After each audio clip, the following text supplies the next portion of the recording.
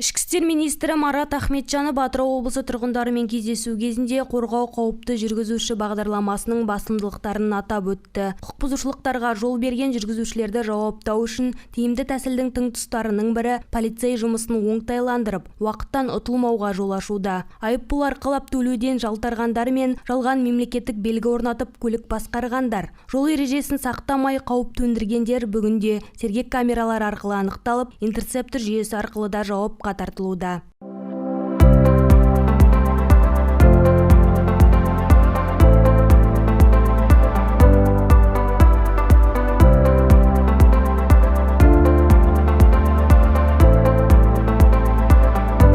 Қорғау жүйесін енгіздік. Ол Атырауға да енгіздік. Бюджеттен қаражат жұмсалған жоқ бұған. Бұл жалған нөмірлерді, айыппұлдар төленбеген, сақтандырусыз іздеудегі көліктерді анықтауға толық мүмкіндік береді. Қауіпті жүргізуші деген функциясы бар бұның ішінде. Бұл дегеніміз мына Атыраудың көшесімен жаңағы 100 километрмен айдап келе жатса, қызыл шыраққа қарамай өтіп кететін болса, жаңағы интеллектуал камера жедел қоңырау береді, біздің ЦОУ-мен байланысты. ЦОУ оны бүкіл жаңағы сол радиуста тұрған патрульдардың планшетіне береді. Қорғау жүйесі жұмысының бастағаннан бері жалған нөмірді пайдалану 1000-нан астам фактісі анықталды. Ол жалған нөмірді кім тағады?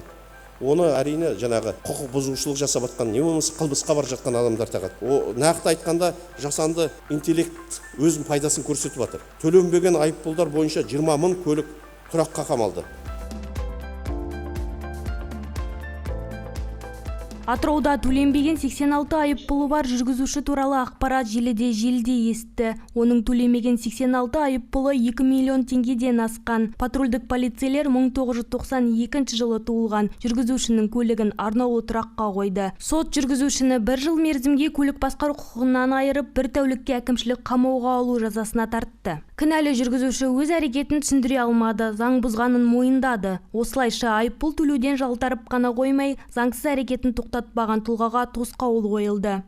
Рабочий бөлімінің кінәлі деп танысып, аталған бап бойынша 1 тәулікке әкімшілік қамаққа отырып, 1 жыл мерзімде көлік құралын басқару құқығынан айыру жазасына алынсын.